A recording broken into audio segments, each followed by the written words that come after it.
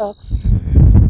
Brooke here. It's the middle of June 2025, and I'm out for a walk on the outskirts of my mom's neighborhood where I currently live. And I had this really kind of intense build up to talk today about what I realize is a subject that's been on my mind lately. It just kind of keeps coming back, and it's beauty.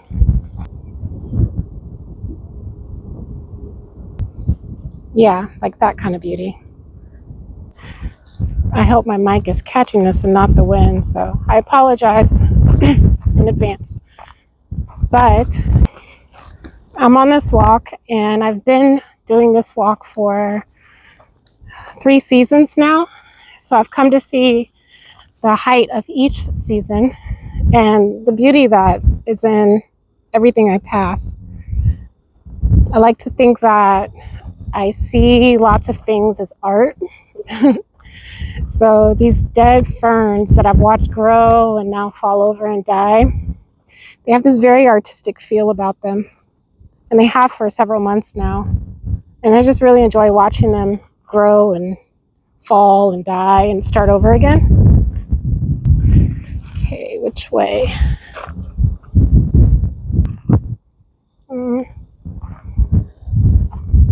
Let's go that way. We'll see if we can catch her.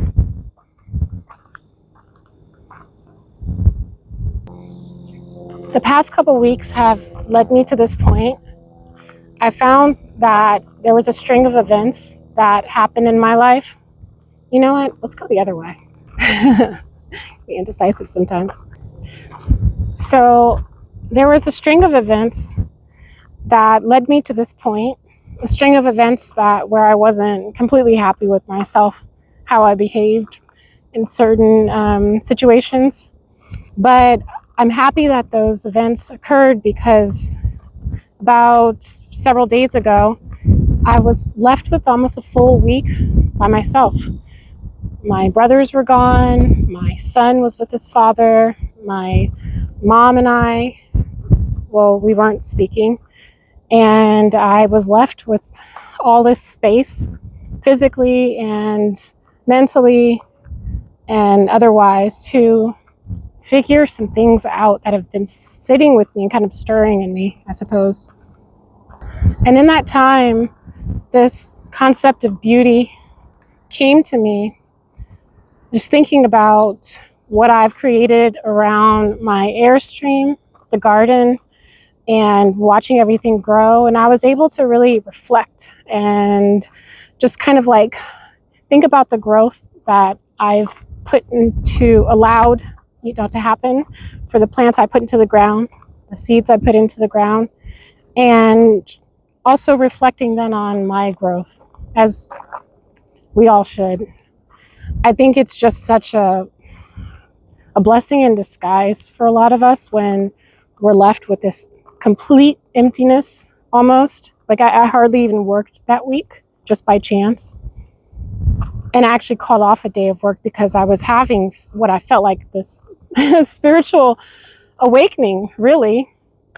And it still feels like that was the case after a very particular night. So I wanted to talk about beauty because this is something that I heard something today that I've heard many times before, and it's something along the lines of be the change that you want in the world. And the change that I really want, the thing that I think we should all hold such in high value, is beauty. You think of love as something that, like, this polar opposite of war, peace and love. But beauty is the thing that gets us to this place of peace and love.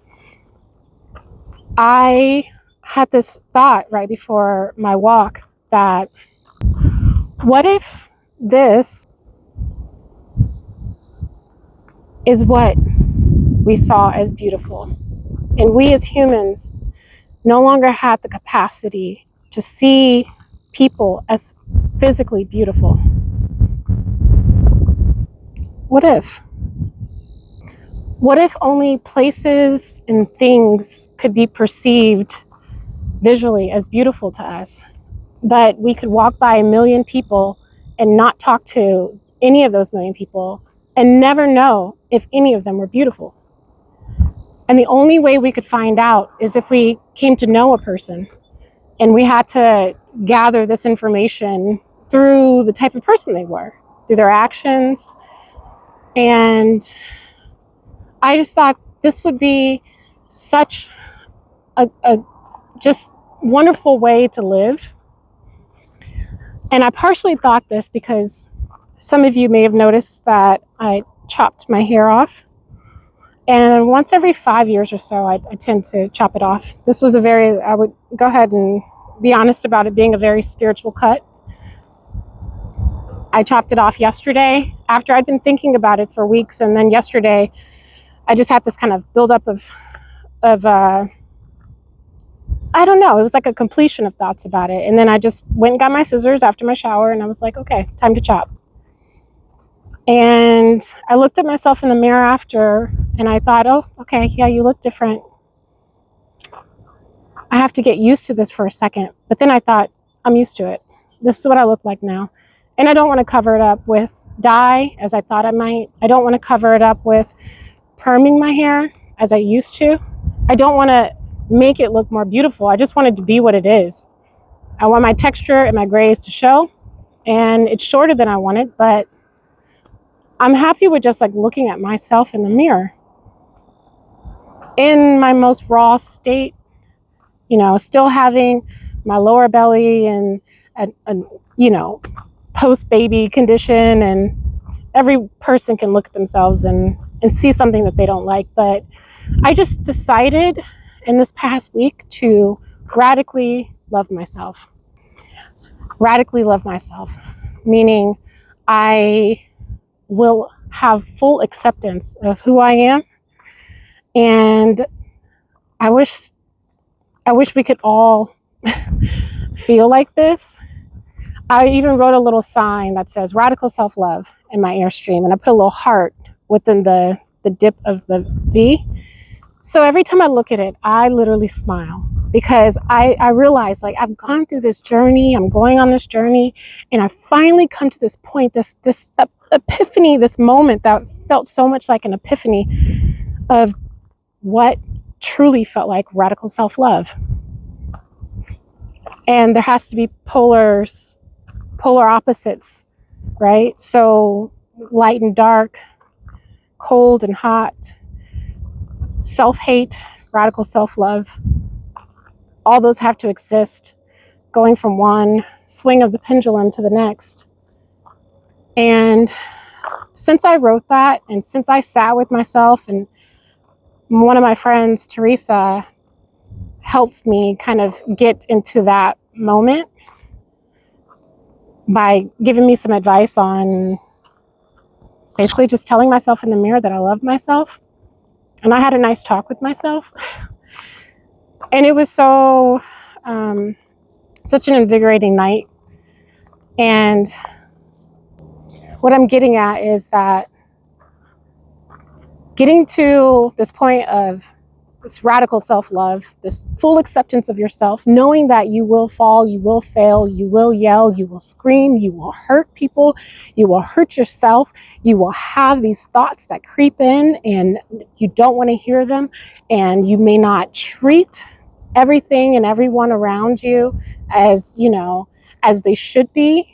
You'll have moments where you forget, where you don't feel like you're radically loving yourself, where you don't feel like you're loving yourself at all, where in fact you hate yourself so much. But then there just needs to be this thing that you've built up in your head to know that you can always go back to it. And that's what I feel like I've built at this point anyway. I feel like I've built this strength that I can always just kind of swing back to. And the way that I get there, the way that we all can get there, is through moments of rest, through times of removal. Like I said, I had a week off. Last year I had a whole 5 weeks that I took off of work, and that really clarified a lot of things for me. Earlier that summer, I took several days away at a river. So it's always those separation, those moments of separation, those times of separation, where you can come to this point of clarity. I forgot what I was saying. I feel like mom brain sometimes. You just forget what you're saying. My sister has 4 kids, and she's always forgetting what she's saying. So does my best friend. This, by the way, is a blackberry bush that I came across in the wintertime. And I knew it was a blackberry bush because I saw the thorns. And right now, you can see there's a bee. And the blackberries are going to come. They're just being pollinated, which is so cool. I love that. I love being around bees. I'm no longer afraid of them. I just think of them as little helper guys that are around me because they're looking for something around me, you know? Okay, back on track. So I was getting at just coming to this point of radical self-love and knowing that you'll swing away from that, but the pendulum will swing back if you gain this strength in yourself and giving yourself, like I said, this clarity. If anyone looks at me and they just look at my life or what my life has been, I don't think that they would see a lot of trauma, you know, especially not with the big T. But we all go through things, and we all go through things in our own heads. We all have different sensitivities to people that are in our lives and places that we live in. Some of us have much higher sensitivities. And as an artist, someone I can confidently call myself an artist now, a creative. I feel like we tend to have higher sensitivities toward these things, and yeah, it makes being in our heads pretty hard sometimes. But I'm finding a way to move around that and to go through it.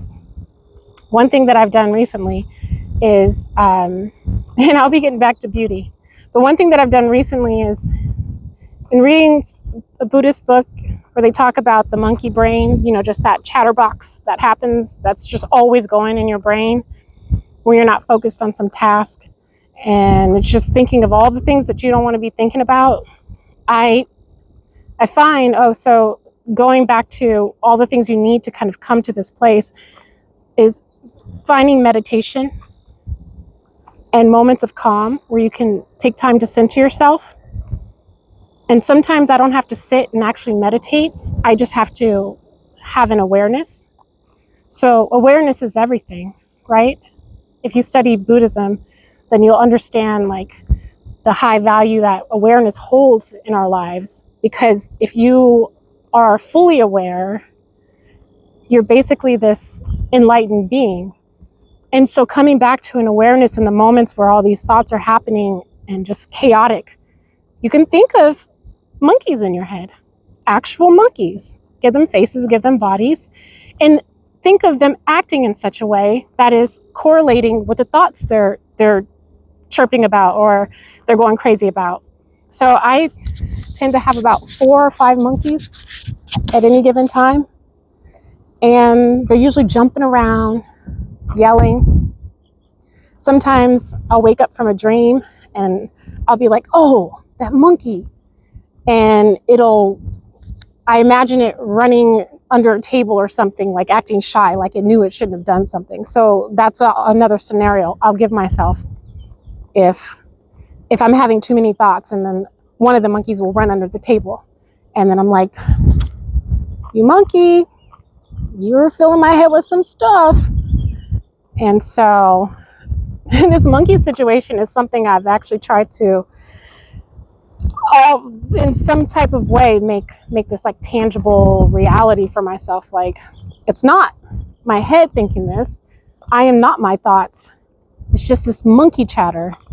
And I can I can control it to a degree by being aware of it as much as possible. And when I'm aware that those monkeys are there and I look at those monkeys and I imagine them, then it goes away for a time.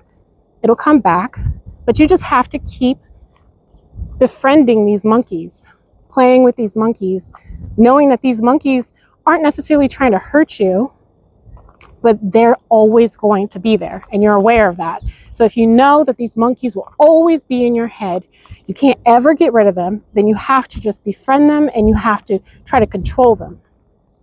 And so you control them by being aware of them and letting them know that you're aware. So that was a little sidetracking from the beauty talk. Ooh, check this out. This is what I call the Valley of Artichokes, or Artichoke Valley. Oh, I wish you could see that. So pretty. Just all the purple. It's so vibrant. I gotta find a path to get down there in the summer. Get some artichoke heads. So coming back to this talk about beauty, I was mentioning my hair.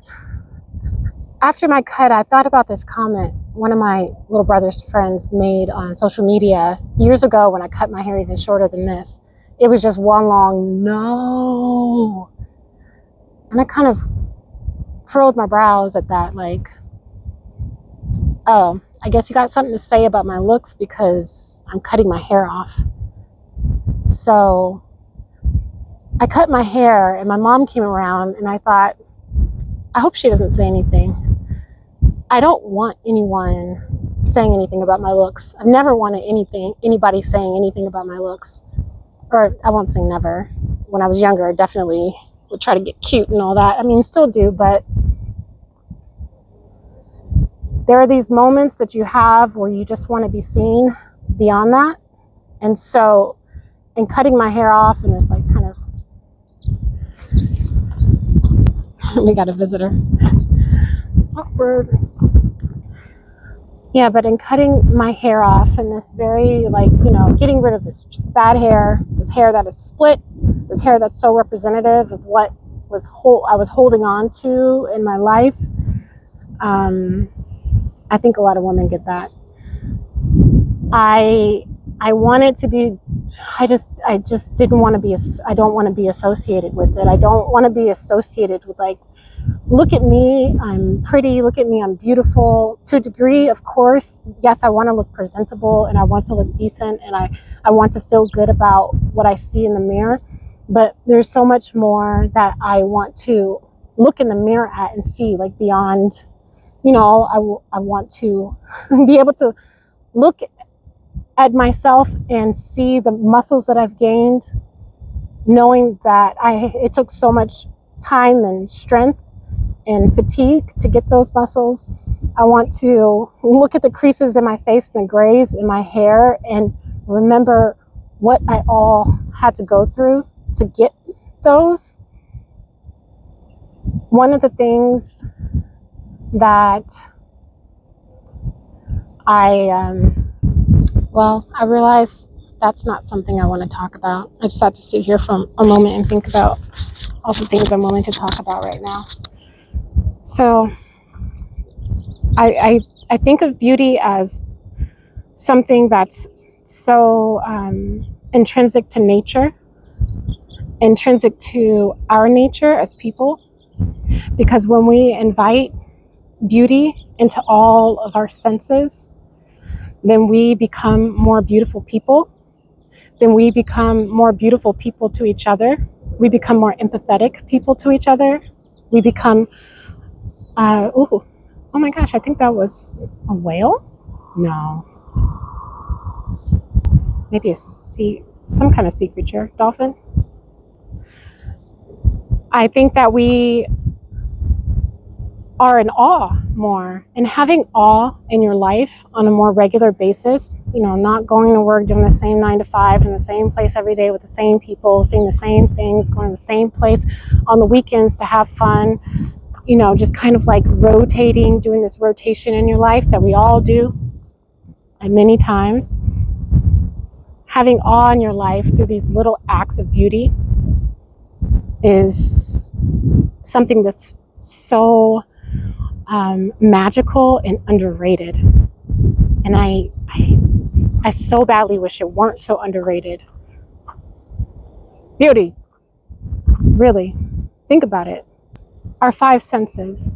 This is something I work hard to incorporate in my everyday life. I work hard to make food that tastes beautiful and that looks beautiful. I do.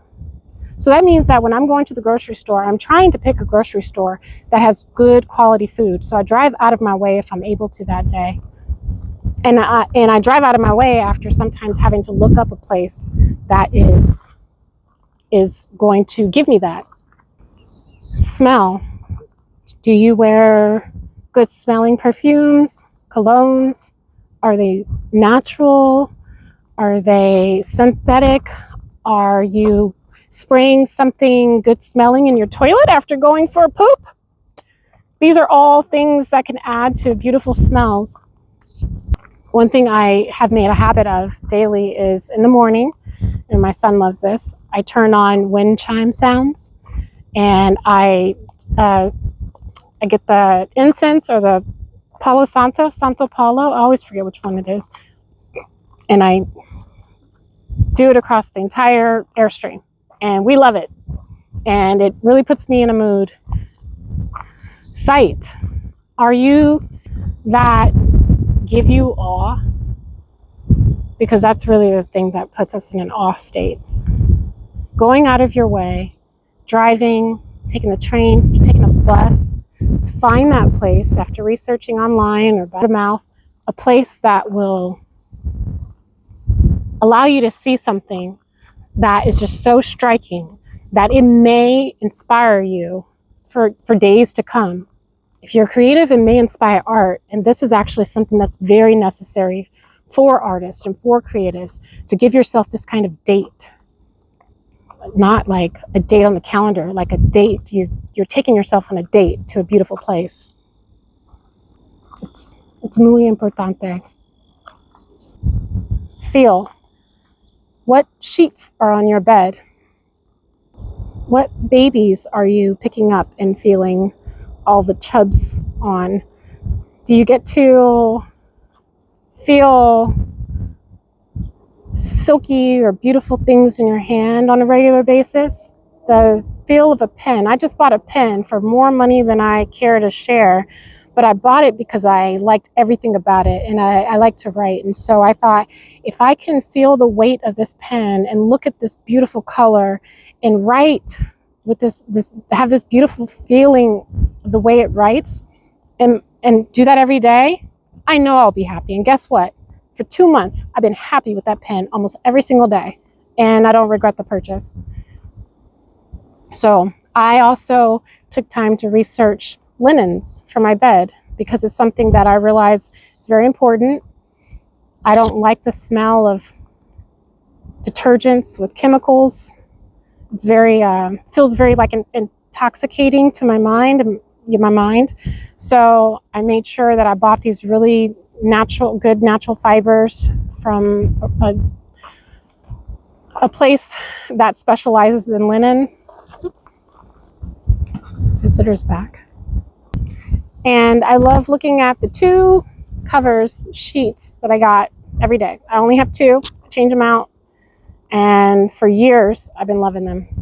So I'll never go back to anything that's synthetic, something that doesn't feel good, especially things that feel or smell harmful after washing them. Lastly, sound. When there you go. Trains, ships, airplanes, birds. These are all the things that I hear on a regular basis where I live, and I'm very appreciative of that, because it gives such like this diversity in my environment. And having any type of diversity, biodiversity, it always makes your environment richer and better. But when I was living in my mother's house with my youngest brother, and he's an artist as well, what I recognize is that I listen to music way more than I realize I did. And he listens to music all the time. And we're just constantly having this, or regularly having this stream of different varieties of music coming at us based on whatever our mood is. And then I'll turn it off when I need to and just listen to the birds or this. Or I'll look at something like that. This bird is literally looking like it's on a string. It's not going anywhere. It's so crazy to see that. I am in awe. Truly. Look at this bird. It's not even flying. It's just flapping its wings. If anyone knows what this is called, please let me know. This is a long video, but I'm okay with that, and I don't want to edit it much at all because I have such strong opinions about beauty and it needing to be in all of our lives. So if you're someone who is down on yourself and you're just looking around at your life and you're not in this place where you realize you need to be, you're not happy, think about beauty. Think about all 5 senses and ask yourself, where do I live?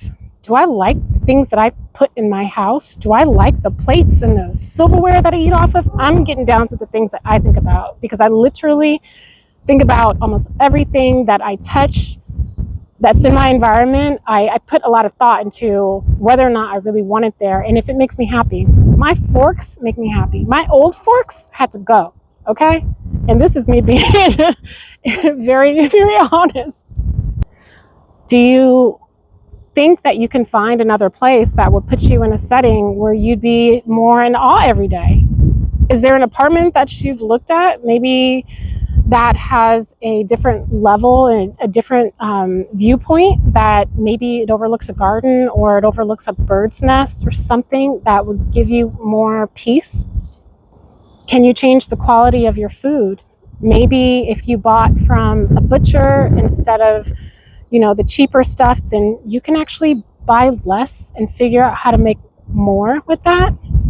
This is me going into Alice Walker's book, We Are What We Eat. It's a book about cheapness and how much it pervades our society and how much it just pervades our mind.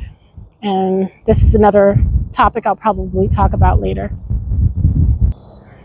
Are you surrounded by smells of traffic, smells of chemicals in your clothes because you're buying fabric softener, which is unnecessary, and you're buying detergent that is loaded with chemicals and wondering maybe why your child's skin is itching? Are you smelling things that make you smile? When that person walked by you and they had that really nice perfume or that really nice cologne, are you able to find something that reminds you of that? What about the different flowers that have all these beautiful smells? Like, which one do you like most? Can you find that kind of perfume or essential oil? Little tip, I like to get the natural detergent that's totally, that doesn't have any smell, but then I just get whatever essential oil I like, that smell, and I'll dump it in because I still like smell. How about touch? Are you touching soil? Are you touching really